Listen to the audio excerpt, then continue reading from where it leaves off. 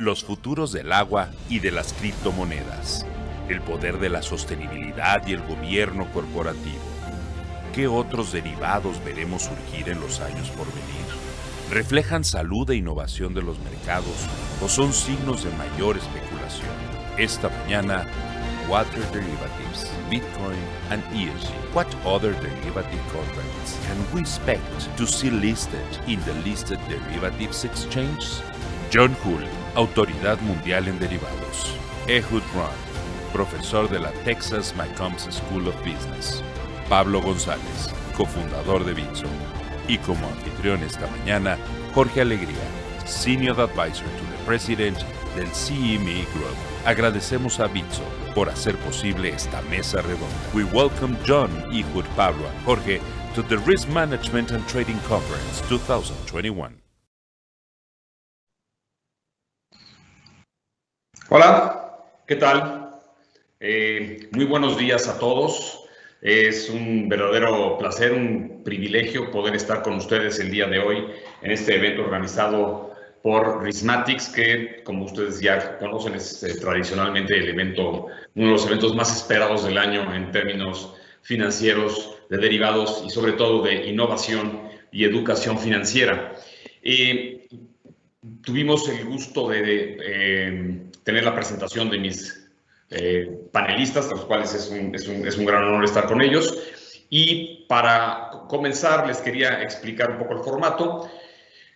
Yo voy a dar una pequeña introducción, únicamente para poner la base de la plática. Después, cada uno de los panelistas nos platicarán durante 5 minutos aproximadamente sobre los temas que ellos están viendo sobre estas cuestiones del desarrollo de los mercados de derivados, en lo que podríamos estar platicando son nuevos derivados del clima, derivados de agua, derivados, evidentemente, criptomonedas están tomando una fuerza tremenda en el espacio de los derivados, pero también algunas cuestiones de tasas de interés.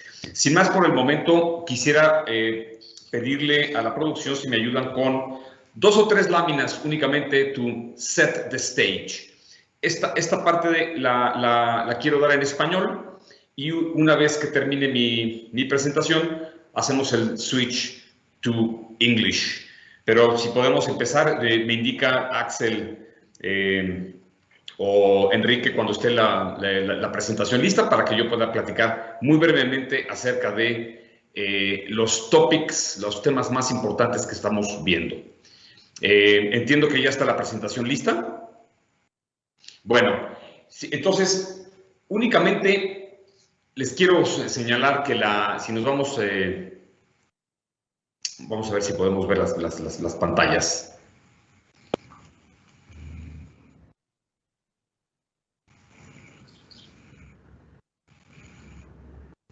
Okay.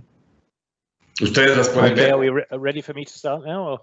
No, John. Sorry, I'll let you know in English. I promise. I'll switch to English. Yeah. But Enrique, I don't know if we can see the presentation. I cannot see the presentation. I just want to be sure. I can see it. You can see it. Yes.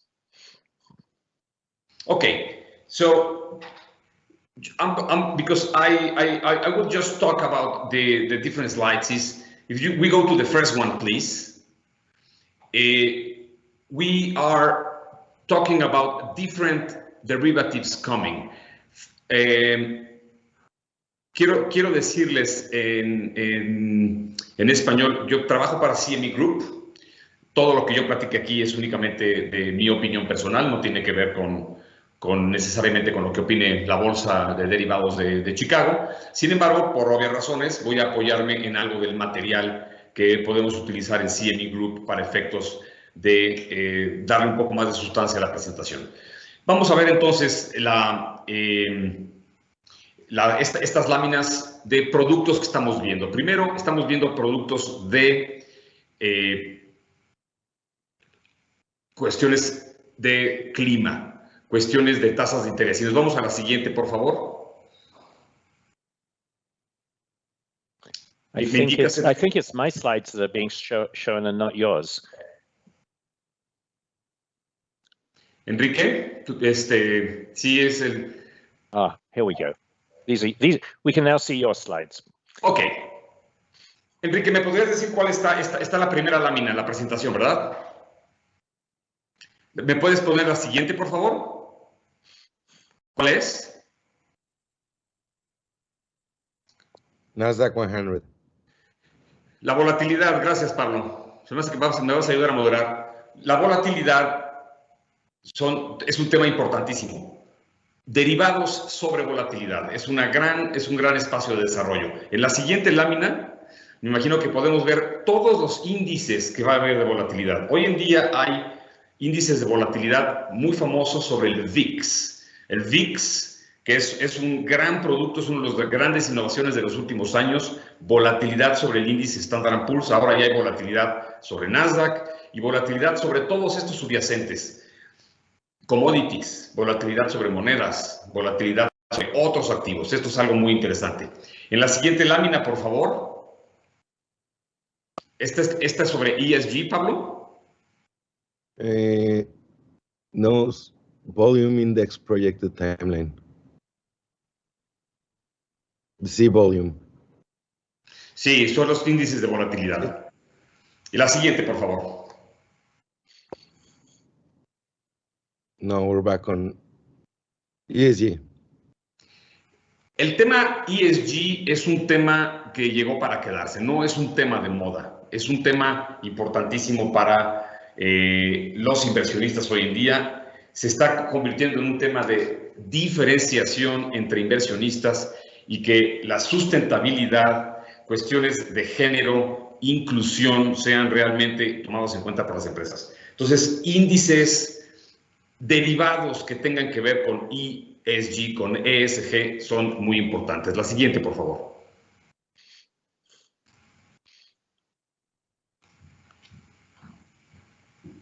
Esta es... Nasdaq California Water Index. Sí.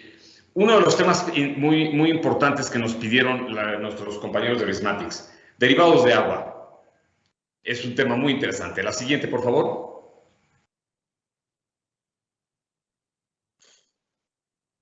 Bitcoin Futures. Un tema ciertamente que muchos de los que están aquí estarán interesados. No solamente estamos hablando de Bitcoin, sino que estamos hablando también de otras criptomonedas de las cuales ya existen futuros, existen opciones y vamos a platicar de hacia dónde van estos mercados de derivados de criptomonedas, no nada más a nivel mundial, sino también particularmente en México y Latinoamérica. La siguiente, por favor.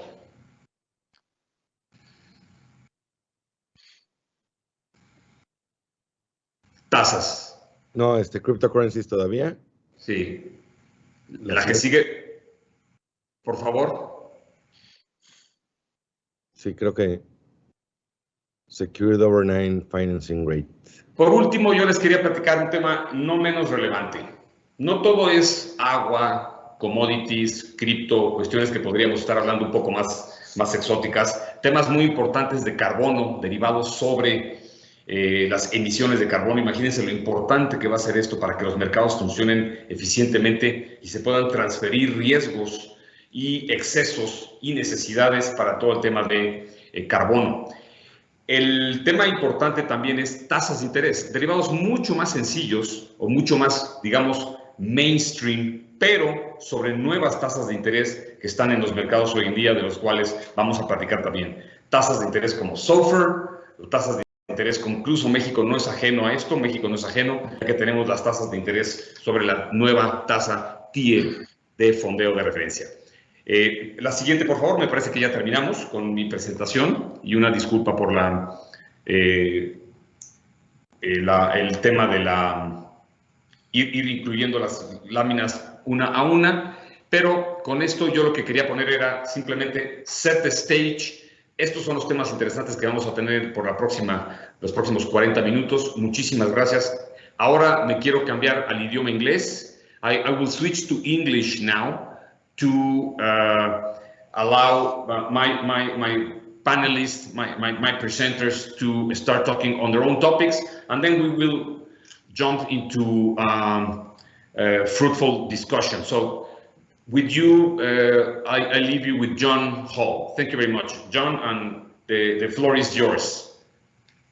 Thank you very much. Let me first of all apologize that I don't speak Spanish. It would be, maybe I should learn. Maybe by the time I come back here next year, I will have a few more words of Spanish that I understand. I thought that I could start off this panel by presenting some statistics on how well different contracts are trading on the CME group. This presentation links a little bit to my keynote presentation on Wednesday. So what I've done here is I have ranked different contracts traded on the CME group by their open interest. So what's the most popular contract? The most popular contract, at least this was a week ago when I did these statistics, the most popular contract was the Eurodollar option. And the second most popular contract was the Eurodollar futures. And, you know, these have been incredibly successful contracts, you know, developed by the CME group, and they've been continually popular. But the interesting thing is that, of course, the market variable that underlies these contracts is LIBOR, US dollar LIBOR, and that's going to cease to exist. US dollar LIBOR is going to cease to exist in the middle of 2023, as we discussed, but that hasn't stopped people trading these contracts and trading contracts that extend well beyond the middle of 2023. And of course, the CME group has, if you're trading a contract that expires well beyond the end of 2023, you're essentially trading a SOFR futures contract, but SOFR futures have got a lot less liquidity. So, I mean, it's kind of interesting when you've got a really successful contract that everybody likes, it's very difficult to wean people away from it and persuade them to, to trade another contract, which is SOFR futures. SOFR futures has been slowly increasing in popularity, but it's still well behind the dollar futures. The next of the contracts that I chose, the next most popular contract is the Mexican peso futures contract. That was rank number 73 as far as open interest is concerned. And you can see the trading volume there last Thursday was, or was it last Friday, was pretty, it's pretty healthy, 66,653 contracts. So that's a contract that's doing pretty well. As was just mentioned, one of the innovations in the last 2 or 3 years within CME group is Bitcoin futures, and there's a Bitcoin futures contract and a micro Bitcoin futures contract. The micro Bitcoin futures contract is on 1/10 of a Bitcoin, whereas the Bitcoin futures contract is on 5 Bitcoins. So it's 50 times bigger. Of course, the micro Bitcoin futures, in terms of number of contracts, trades more actively, but in terms of the volume of underlying, I guess the Bitcoin future wins. So those have been pretty successful contracts, as you can see from the open interest and the trading volume. We also have the S&P 500 ESG index futures contract as a new contract, which seems to be attracting a lot of interest. It's ranked in total, I might add, there are about 2,000 contracts that are offered by the CME group. So this was number 171. So the S&P 500 ESG index futures contract is a futures contract not on the whole S&P 500 index, but those stocks within the S&P 500 that satisfy certain criteria as far as sustainability and ESG is concerned. And you say, well, how many stocks are there? Roughly, I think when I looked it up, there are about 315. Not 315 out of the 500 stocks actually make it to this index. Okay, and it seems to be a reasonably popular index. In addition to Bitcoin futures, we've got Ether futures, rank 299. Now, a relatively recent one, it's only, I understand it's, only a matter of weeks old, is the TA futures contract, the contract based on the overnight rate in Mexico. And yeah, the open interest and trading volume is not terribly exciting yet. I understand there was some interesting movements in the Mexican market yesterday. The central bank rate went up by 0.25%, and that may have stimulated quite a bit of trading. But I think we shouldn't write this one off. I think it's as I say, a relatively new contract, which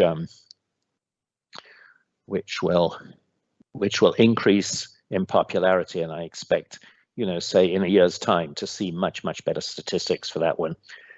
And finally, this session was advertised. We've now got contracts on water futures. We should talk about that. Actually, the water futures contracts haven't really taken off. The contracts are about the trading of water in California. And as you can see, it's well down the list. Only 6 contracts of open interest and no trading volume. So we can certainly, on the panel, talk a bit about water futures and if that's what we want to do. So let's move on to the next slide, if we can. Thank you. One of the things, and I think Ehud's got some material on this as well. What's the criteria for a successful contract? And clearly, a successful contract is going to be a contract that lots of people want to trade. And the two sorts of traders we have in the market are hedgers and speculators. And if you have just hedgers, probably the contract's not going to be successful. If you have just speculators, the contract's not going to be successful. You need a mixture of the two. And that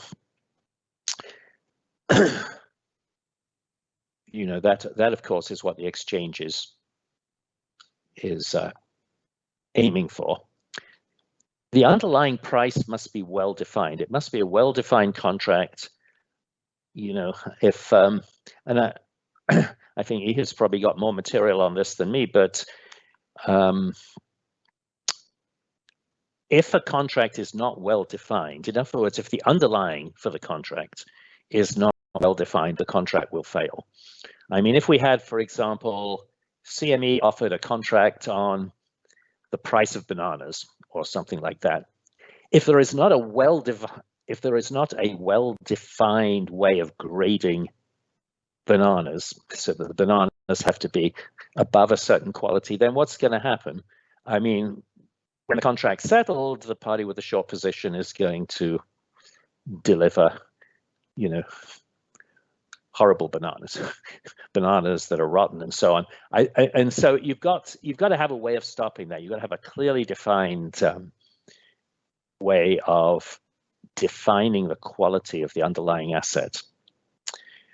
Finally, you need lots of transactions. And you've got to make sure that the contract's not subject to manipulation.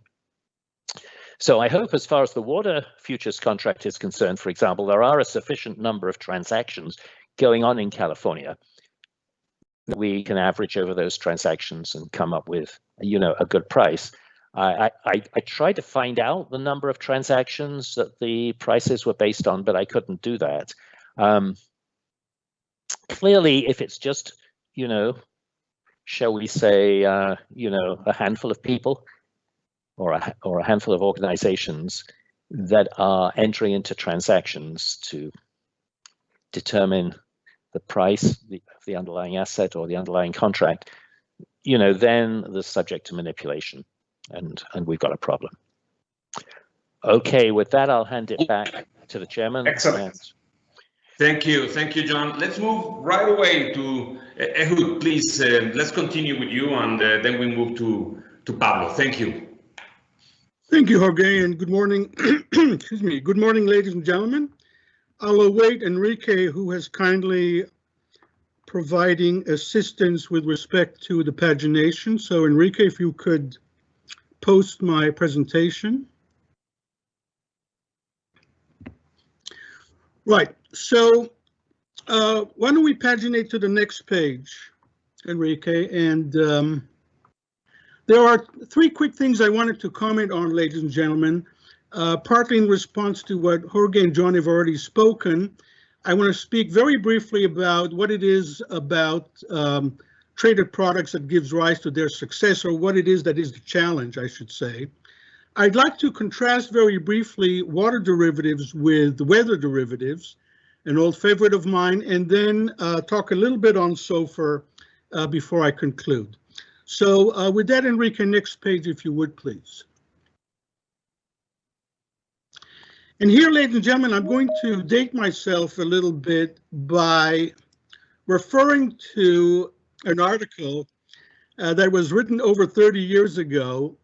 And really, the quote that I like to talk about here are the first one being what John spoke about, which is the design of the contract needs to be such that it gives rise to an efficient delivery. And the Ginnie Mae futures, as you can see here, failed in one important respect. Now, unfortunately, you don't see the entire slide on the lower part, but essentially what the article was saying, this article back in 1989, is that approximately 3/4 of all futures contracts that are introduced never attract more than limited trading volume. So again, that statistic may be dated, but you can see that the challenge lies in generating the kind of two-way transactions to which John was alluding in terms of getting these contracts to be successful. And so, Enrique, as you paginate to the next page, if you would zoom out a little bit so that people can see the entire page, that would be desirable. Okay, so let me talk, we're not getting the entire page, but let me talk about water derivatives in the context of weather derivatives. And I have to admit to you that weather derivatives is one of my favorite things. I've been looking at that for nearly 20 years. And one of the appeals of weather derivatives, ladies and gentlemen, was the fact that they offer the solution to volumetric risk. So Enrique, if we could paginate forward just for 1 second, I'd like to show the audience this particular slide. And then we'll go back. No, paginate forward. Yes. So what you see here, ladies and gentlemen, again, I regret that part of it is cropped. You see here a relationship between power load and temperature. So power load is on the vertical axis and temperatures in Fahrenheit is on the horizontal axis. And what you can see is, as you would expect, that power load goes up as you get to very cold and very hot temperatures. So the appeal of weather derivatives back in the day, and this particular document is almost historical in that it is, to my knowledge, the very first analysis of the relationship between weather and power load conducted in the early 90s by Koch Industries.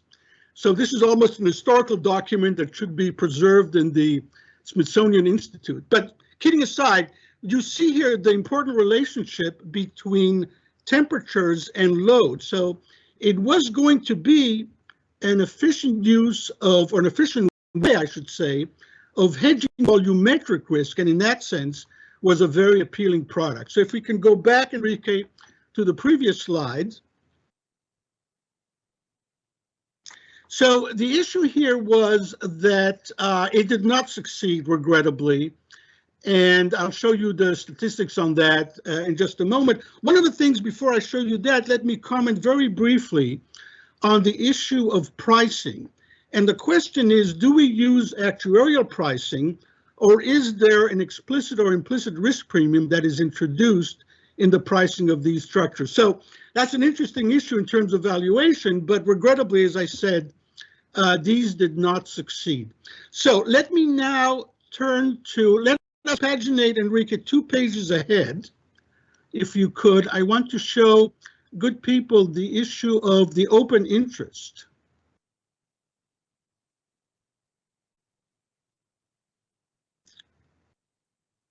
Enrique, can we paginate 2 pages ahead? One, yeah. Okay. Well, you can't zoom in. This is the issue of weather derivatives on which the open interest is effectively 0. Ah, you can zoom in. Awesome. Well done. Kudos. And if you go to the next page, you'll see the same thing with respect to water derivatives, unfortunately. So why don't you paginate ahead 1 slide? Yeah. And zoom out. You can see, well, it's hard to see, but you can see the open interest of volume is essentially, the volume, I should say, is 0, regrettably. So you can see that this is one of those futures contracts that is having some trouble taking off. And if you could, Enrique, let me ask you to go back 2 pages, because I want to talk about something with respect, no, go back, yeah. Go back, and that 1 more page. So one of the issues that the CME will have to deal with respect to water derivatives is this issue that has been raised by some people. And you can see here that they're concerned about the issue of speculation or profitability with respect to something that is near and dear to their hearts, as is water. So I don't want to get into a debate on this with them, certainly not here, or certainly not without Jorge prompting me to, but the point is that this is something that the trading of this will have to deal with, since there is some opposition to the trading of water based on what these people perceive as ethical consideration. Okay, Enrique, if you could move forward to SOFR. This is the 8th page of the presentation, so 1 more after this.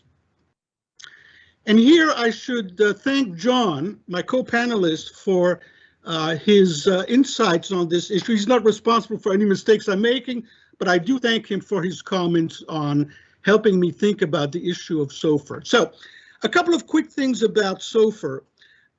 This is something that was determined or established, as John has shared with you, by the Alternative Reference Rate Committee.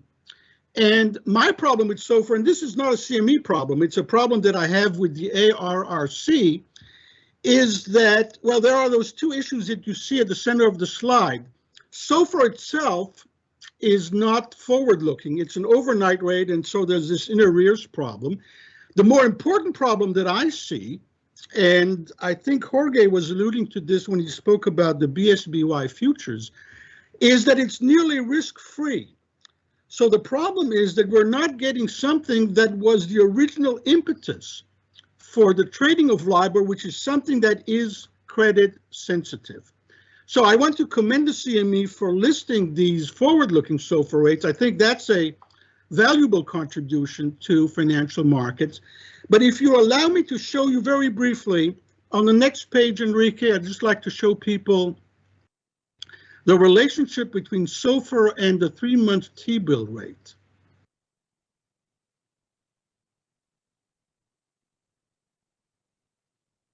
Yeah, you're going back. Yeah, so the problem is here with respect to SOFR and the 3-month T-bill rate, and this is the forward-looking index you're looking at. The problem is, ladies and gentlemen, that SOFR in some cases is trading below the 3-month T-bill rate. So in other words, it's even more risk-free than the 3-month Treasury bill. Now, again, you might argue, well, this is 2020, it's an unusual time, and so on and so forth. But the problem is, it clearly is not reflecting anything near this kind of credit issue that people actually wanted to see with LIBOR when it was established back in 1983. And if you would, Enrique, go forward 1 more page. Now, what you're seeing here is a Maribor. Again, I regret that you're not seeing the entire slide. In the top part of the slide is a Maribor relative to the T-bill rate, and in the lower slide, it's the difference between them. The same was true on the previous page. But anyway, the point is The point is that Ameribor, similar to what BSBY would be, is exhibiting a positive spread relative to the 3-month T-bill rate, and I think that is what corporate hedgers want to see. So I'm going to conclude here at this point in time, since these are the issues I wanted to raise. The point is that the Alternative Reference Rates Committee has failed, I think, to come up with an important attribute for LIBOR's original selection, which is this vital credit component that reflected corporations' borrowing costs. It's not a problem with the CME, it's the problem with the ARRC in selecting SOFR. Yeah. So with that, Jorge, thank you, and I will return it to you. Sure. Thank you, Ehud. Yeah, this is, together with John, a great stuff to talk a little bit later on your topics, but I will pass the word now to Pablo to have a brief comments, and then I'll throw some questions to the group to start talking about. So Pablo, please, the floor is yours. Thank you. Thank you, Jorge, and thank you, John and Ehud. I'll do it in English to not break the flow, or Spanish. ¿Español, Jorge? Como te sientas más cómodo, quizás en inglés, para facilitar la discusión después con Ehud y con John, mejor. Okay, makes sense. I'll do it in English. So, pleasure to meet you all. I don't have any slides. I prefer to tell a bit story about where do Bitcoin derivatives come from, where they started, which is pretty new, this in the world. And a little bit of background, I'm the co-founder of Bitso. We have over 2 million customers, especially in Mexico, Argentina, and Brazil. We basically started in April of 2014, and with the first market of Bitcoin against Mexican pesos.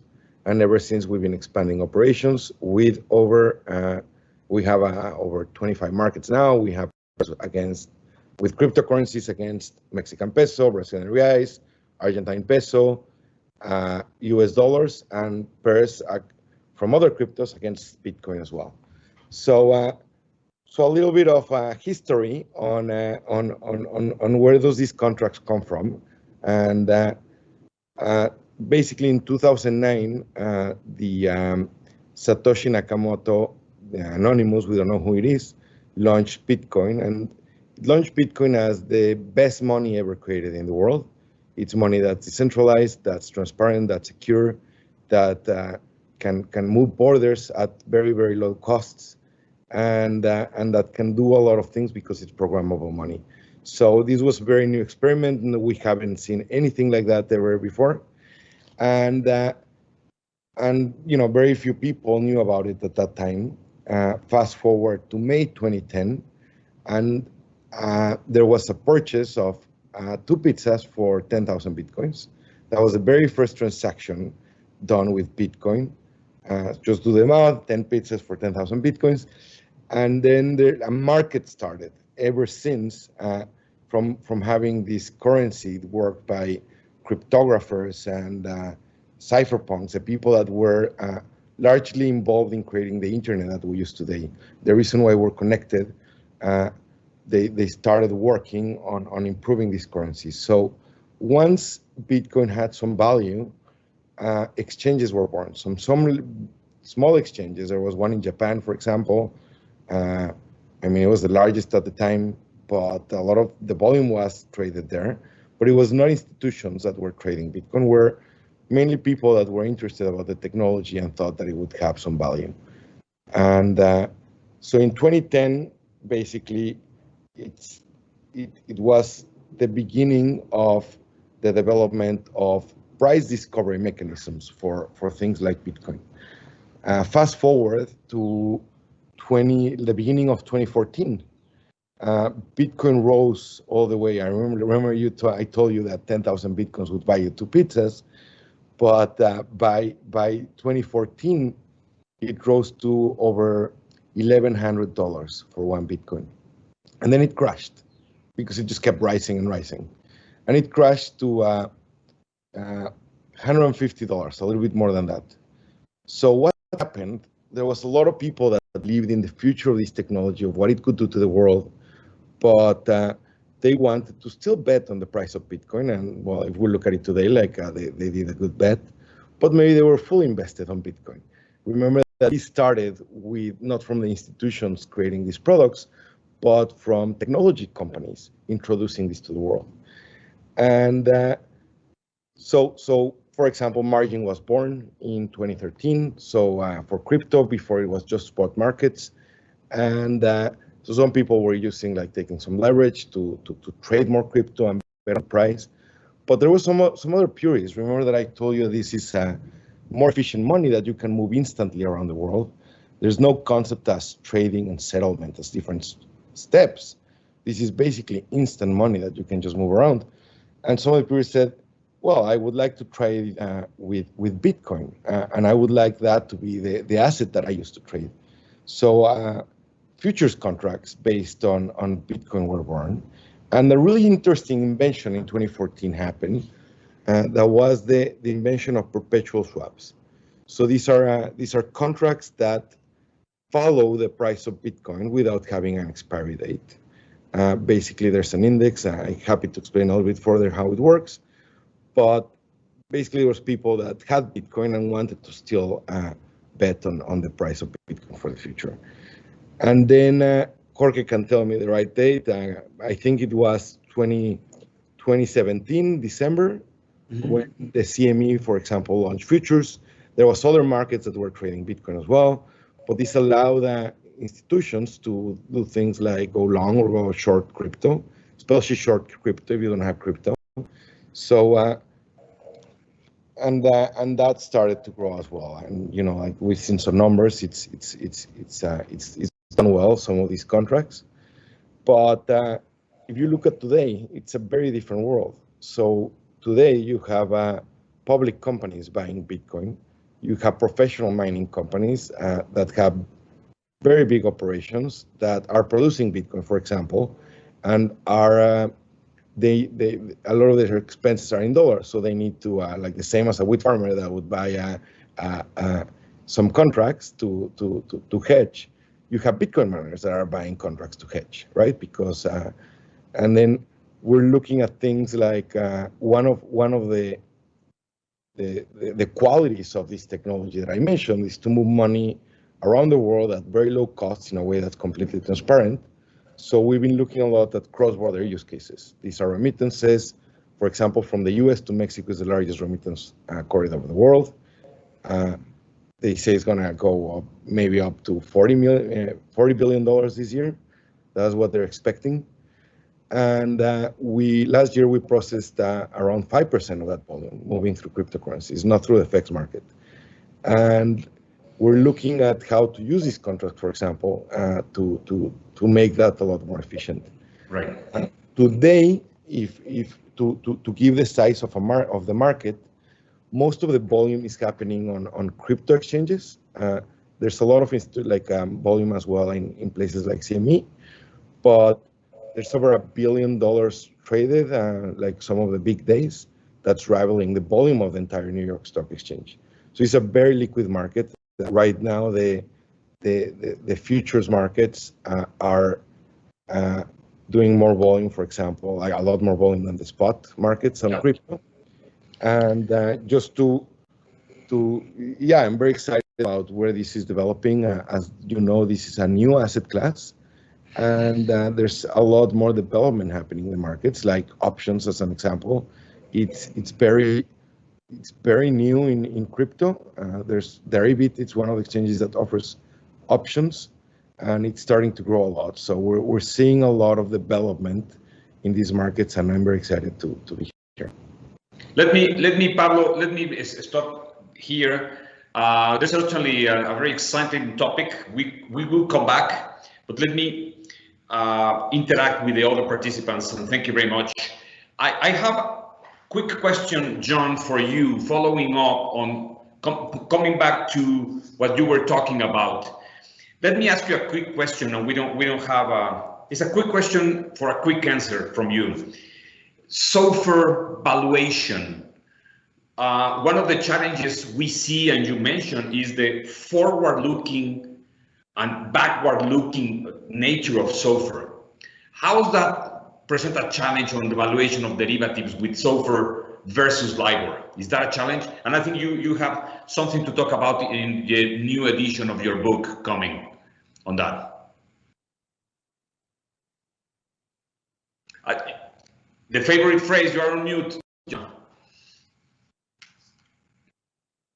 Yeah, no, I mentioned this in my keynote that this business of phasing out LIBOR and replacing it by SOFR or BSBY or one of these other rates is causing a lot of difficulty for me as far as my book is concerned, because LIBOR is mentioned in practically every chapter. One of the things we have to wait and see about SOFR is concerned is just how well derivatives dependent on SOFR actually take off. I mean, right now, we have a LIBOR term structure that goes out 30, 40 years, because swaps based on LIBOR, last that long. And so we can look at those swaps, where LIBOR is being exchanged for fixed, and we can look at the contracts at the shorter end that are traded by the CME group, and we can build a term structure for LIBOR. We can't do that for SOFR right now. The hope is that eventually we will be able to. That eventually, SOFR derivatives, both those traded in the over-the-counter market and those traded by the CME group, will become sufficiently liquid that we will be able to see a full SOFR term structure. And I was very interested in what he had said, that the term structure might actually be below the Treasury term structure, which is right. which is one that we can observe today, because Treasury instruments, of course, trade for many different maturities. So let me ask Ehud, right on that one. You mentioned about Ameribor and other rates as potentially being better than SOFR.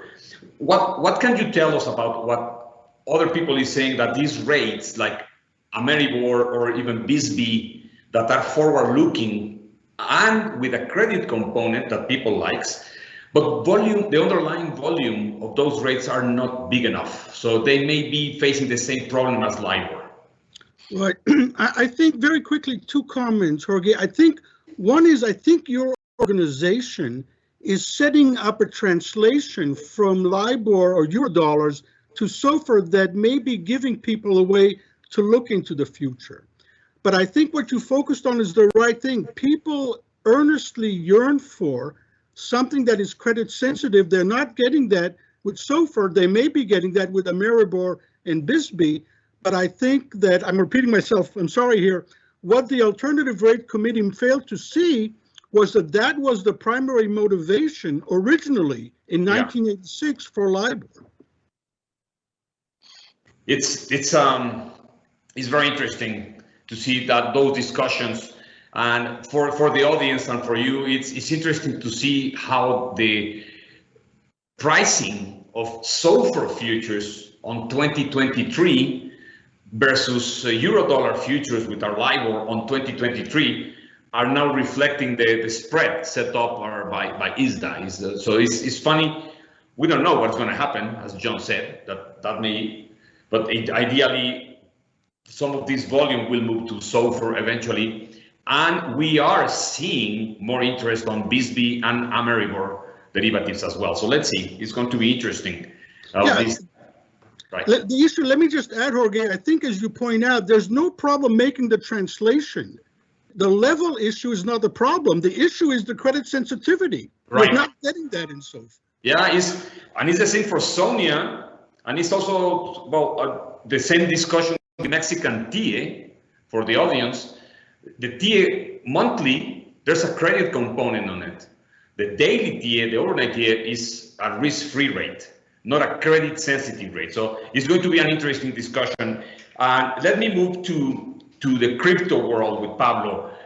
How do you see the regulation playing a role here, Pablo? Because it's something important, and tied to that, do you see the central bank digital currencies being competitors as the Bitcoin or Ether, or complementary?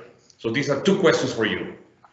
These are great questions. So the first one, regulation has moved very far across the world.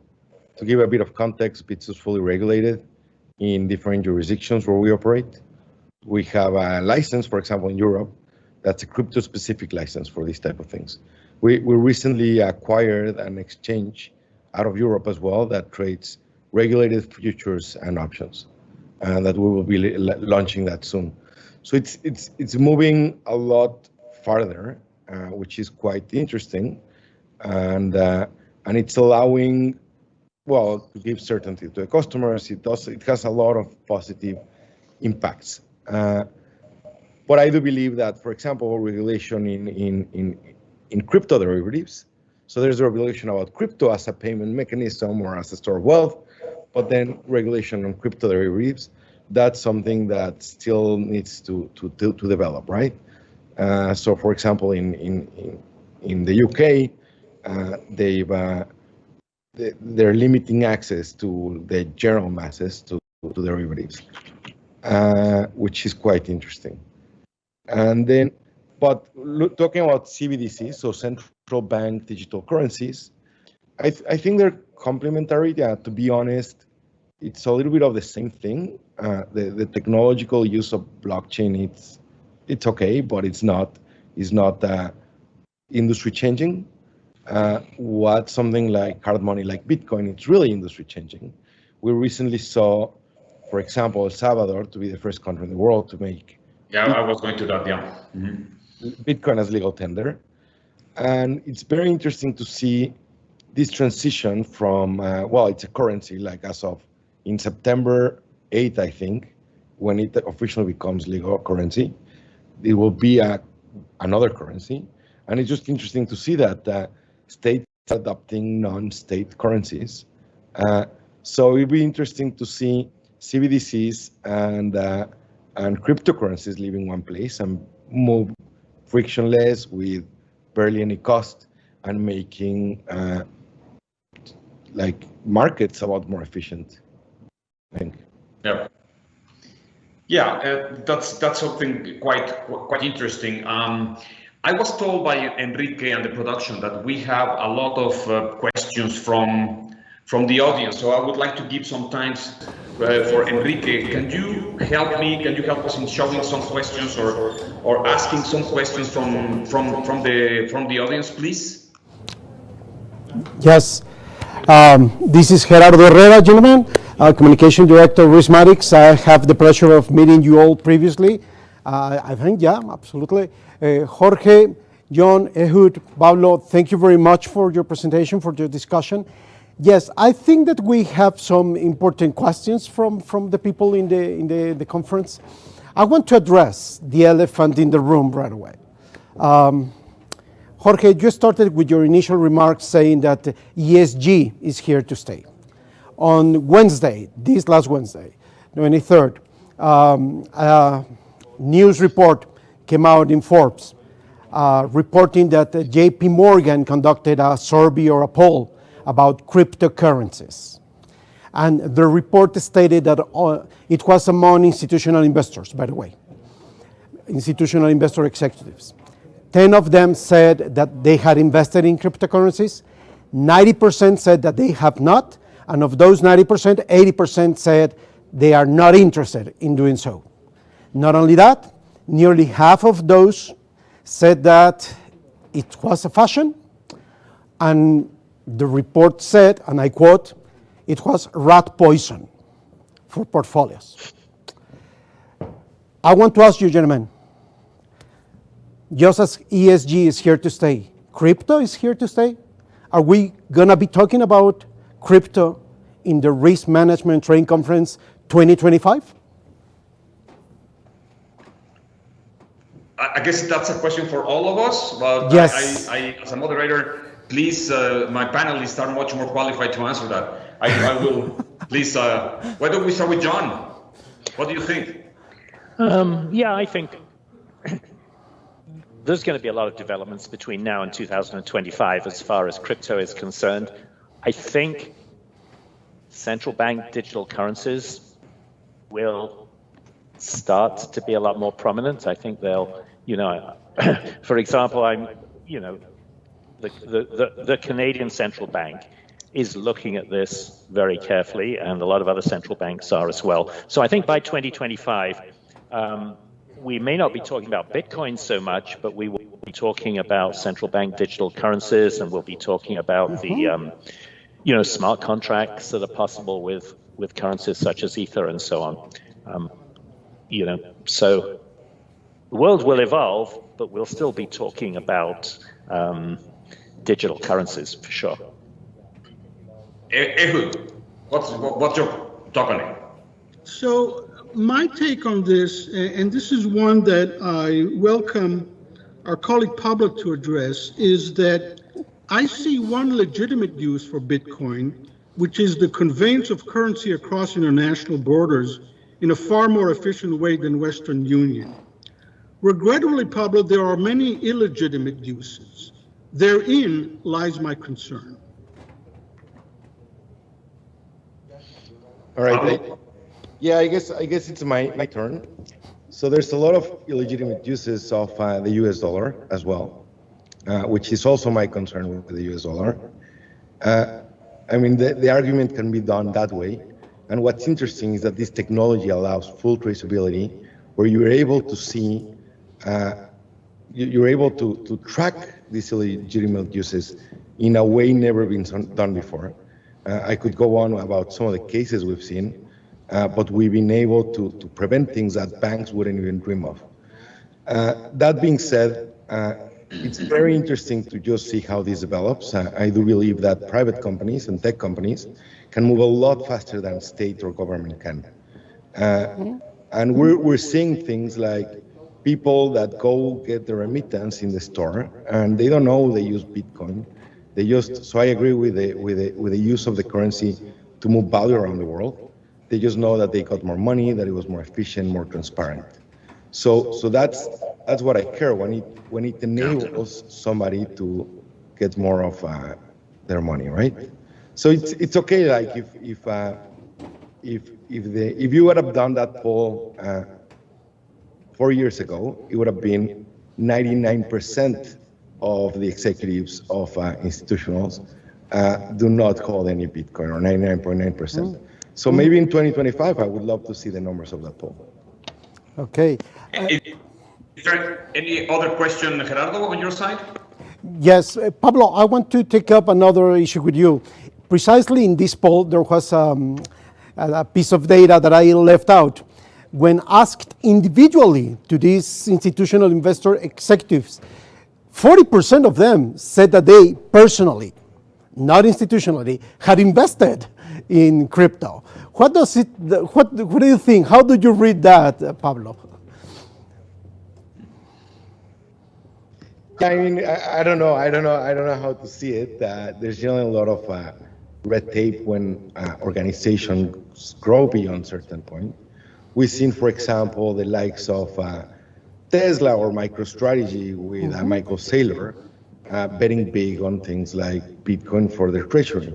And this has been a trend, and this is not only a trend in the US. This is like we see companies like reaching out, like that's one of the fastest growing sectors are medium companies that are coming to Bitso saying, I want to have some Bitcoin in my treasury. And we're still yet to see like a public company in Mexico, for example, to publicly announce they have Bitcoin, but it's a matter of time.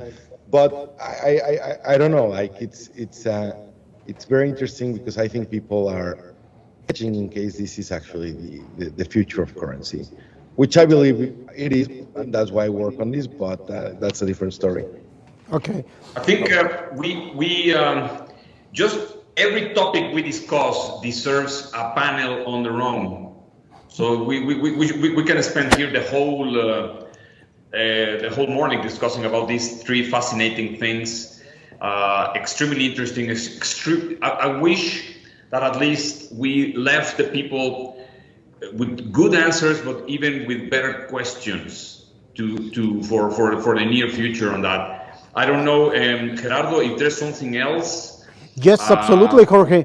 Now that you mentioned leaving people with more questions, and let me remind you all, we are in an education event. This is part of the education process for people in the financial sector in Mexico and Latin America.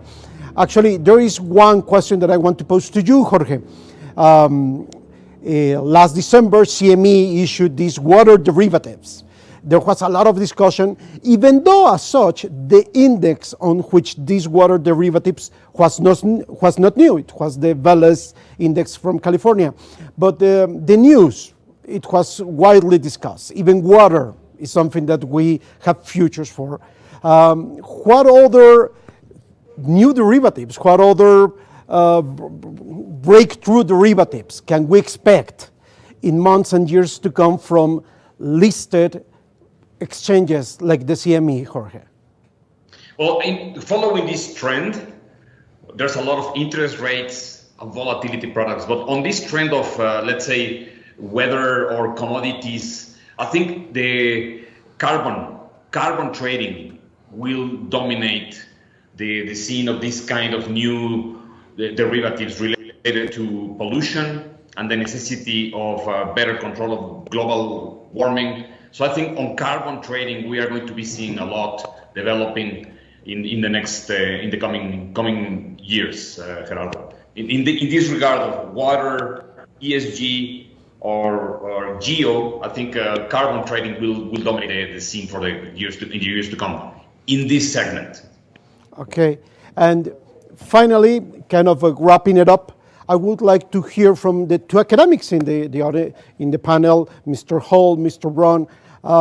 Sometimes it looks like the reality in markets is getting faster or is going faster than what academics and what institutional investors, what traditional financial institutions are seeing.